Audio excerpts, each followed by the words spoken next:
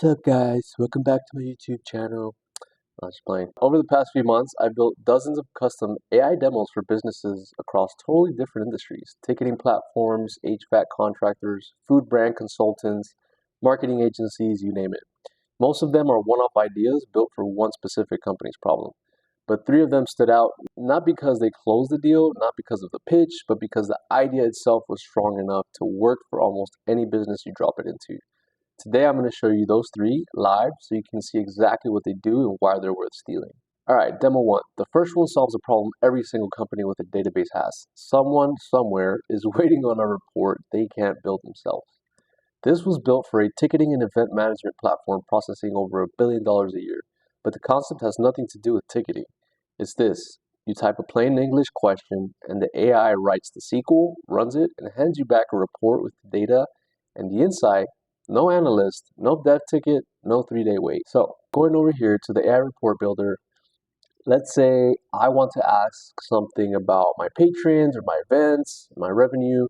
In plain English, it doesn't have to be a prompt or anything like that. The question will be based on an organization type. So right, where the event will be, maybe it's at a performing arts theater, maybe it's at a museum, maybe it was a college university event. Let's go ahead and pick museum. And the question, we're just going to go ahead and input what this placeholder has here. So it says, show me patrons who attended events this year but have never donated. So I'm just going to go ahead and go with that. Alternatively, I can also select just these preset questions that are here. Which members are most likely to churn? Repeat buyers with 5+ purchases who are not members. That one's a pretty common one for this use case. And then top performing events by revenue this season. So I'm going to go ahead and click generate report.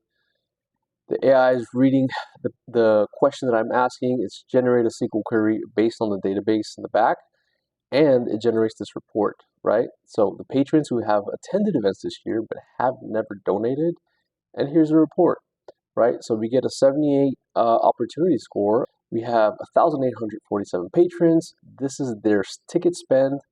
And this is the opportunity cost right here that we're going after. So average events 3.2. Here's the generated SQL. It does a safety check, make sure the SQL isn't bad. It tells you exactly how much time that query is going to take. It tells you the intent confidence. Based on this query, is it going to return the intended results from your question? So there's a confidence score there that the AI gives it. And it tells you the dialect too, right? Or what kind of server. For this scenario, I think the demo was just built against the SQL Server dialect.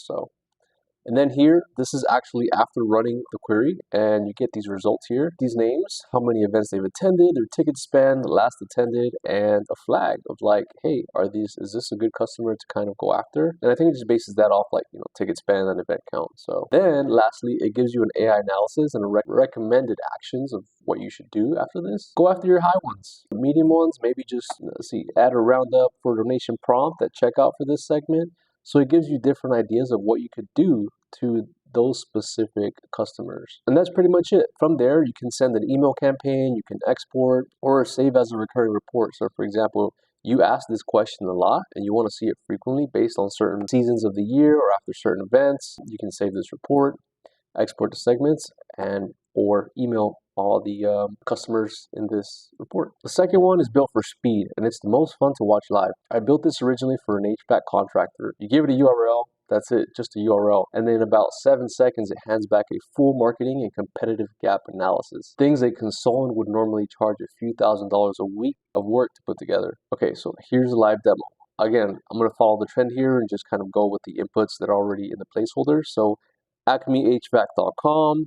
The company name is Acme HVAC Services of Miami, Florida, and we'll bump the annual revenue there. So let's go with acmehvac.com. Acme HVAC Services in Miami, Florida. Let's say they make 5 to 10 million. Let's go ahead and analyze the marketing gaps. So it's scanning their website, all their SEO, local ads, Google Maps listing. Basically all the opportunities online for their web presence, and it gives you back an overall score, a rating. So it looks here like we're a little bit low. We have quite a bit of opportunity. We got some good scores, nothing bad, so that's good too, but we definitely have room to grow. And one warning, that should be a quick fix. So let's dive in a little bit here. Google Ads. Okay, so we got a 37 out of 100. That's pretty low. We get a warning there. We have no active or poorly optimized Google ads detected. As an HVAC company, you probably should be running Google ads. No dedicated landing page. That's something that's really easy to fix. So it provides a recommendation here. Launch the ads, get your landing, get those keywords in, you're off to the races. And then it tells you how many estimated missed leads you're missing based off of this opportunity and how many keywords are being covered there. So next, local service ads. Badge status here. So this is a moderate 54. So for Google Guarantee badge active, you have your badge active there. Your profile is 94% complete. Your response rate can do better. You want to bump that up, definitely. You got 4 reviews. That's really low. Again, recommendation, optimize response time and request more reviews. There's plenty of ways to kind of follow up with your customers and entice them to give you a review. Google Maps, GMB claimed yes. Profile is 60% complete. You have no photos. This is huge. People look at photos. Your reviews, there's 35, 3.2 average. Again, reviews are super important when customers are selecting different businesses. So we want to get that as close to 5 as possible. Categories, you got your primary plus 1 secondary. 2 posts in the last 90 days, that's kind of low. So again, your recommendation there is increase your posting frequency. There's ways that we can help you increase your posting frequency automatically. So in an automated fashion, we can put it on auto drive. You don't have to pay someone to be your social media manager. We can build out those systems for you. Optimize for more categories. So then SEO, organic SEO, this one's good. We're going to skip that one. Yelp, you got a profile, you got a 3.8 review score. We're going to bring that up. And then again, there are your recommendation, boost your reviews, and all this other stuff here. So overall, your analysis, this specific was for NetRocket. Actually, no. Yeah, that's right. So the client was NetRocket, but Acme was the example there. So solid marketing foundation, blah, blah, blah, and your priority actions ranked by impact. So you can immediately start bringing customers in, or attracting more customers, I should say, once you tackle these in order of priority. So that's pretty much it for this one. Now, if you think of this, you can swap the industry, swap the scoring criteria, and this works for roofers, dentists, gyms, law firms, any local service business trying to figure out where they're losing competitors online.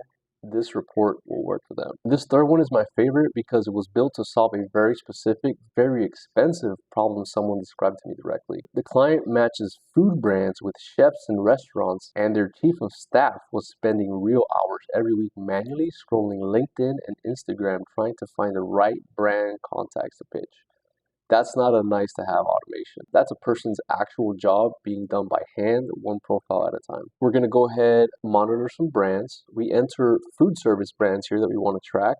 And then we're going to get a scored intelligence, decision maker, contacts, and a ready to send outreach summary. Again, so we're looking for food brands and chefs, and we want to connect them, right? So instead of going to different platforms and going one by one, here we can do all of that automatically with this sponsor radar. So I'm going to go ahead and type in Kerrygold and Breville and Spiceology. Kerrygold and Spiceology, let's go with that. And service package to focus on, let's go with Chef Ambassador Program. Now, I'll stop. Let me add a plug in here and say all of these demos, they were just demos based off our research of that company. When we met with these companies, they told us more of the problems and the opportunity areas they were having. So what we brought to them was just the tip of the iceberg of what we could do for them. After we spoke, we generated further demos based on the feedback they gave us. Okay, so let's run this intelligence report. Scanning LinkedIn company pages, detecting hiring signals. Boom, we have two analyzed here. We have one warm lead and one to pass on. So we picked Spiceology and Kerrygold. So it looks like Spiceology is a qualified company to go after here. They have a 72% community fit, good branding, propose a turnkey contest package, manageable scope for their team size, and gives you their budget. It's a growing brand. And then here's a ready to send outreach summary. An artisan spice and seasoning company. Their co-founders posting about B2B food service expansion goals for 2027. That's great. Active chef ambassador program and a small marketing team, around 3 to 4 people. So they have limited bandwidth for complex programs. Here's your decision maker, co-founder and CMO, Micah at Spiceology. Pretty easy marketing right there. It's brought to for your table. And then here's a ready to send outreach summary. The red flag here, it's saying that it's a small team, propose a self-contained program, avoid complex multi-deliverable proposals that might scare them away, right? They're a small team. Show them something simple. Kerrygold, Kerrygold looks like. I thought it was Kerrygold. Maybe I typed it wrong. Okay, so not a good opportunity here. They got a score of 40. It says to monitor them just in case they maybe warm up and get closer to a qualified lead, right? They're a special ingredients company. They launched new commercial product line targeting the food service segment. Marketing director posted about expanding culinary influencer program. Ultimately, preliminary align detected, validate with the outreach call. Yeah, it's AI is never going to be perfect, but it can warn you, hey, I don't know too much about this. Why don't you just go ahead and call a human? So, community fit 63%, low signal strength, verify food service marketing. Even as a human though, you'll go on LinkedIn, you'll go on some of these websites, and even you looking at a page, you might not be able to really verify that company or that brand is someone you want to work with until you speak to a human, right? So this is good in like kind of not wasting your time, right? Not picking up the phone for someone that you might not want to spend your time on. Lastly, AI intelligence summary, intelligence scan complete across 2 brands, package focus, chef ambassador program, follow up on spiceology, and remove Kerrygold. Doesn't really align. So you can go back and analyze another set and keep going. So what I tell the clients based off of these demos is this is just the tip of the iceberg, right? These are just demos. There's way more automation we can build around this. For example, if you want a list of 10 every single day directly to your inbox, we can do that. If you want 10 emails sent directly to those 10 every day, we can do that too, right? The sky's the limit on what you can do. These are just the tip of the iceberg demos that we did for our client. So 3 different industries, 3 completely different demos, but the same underlying lesson. The best AI automations aren't the flashiest ones. They're the ones that either work for almost anyone, like the report builder and the gap analyzer, or that go straight forward at a specific, expensive, named pain point like the lead scoring engine. If you want to see how any of these could work for your business, the link's in the description. Let's talk.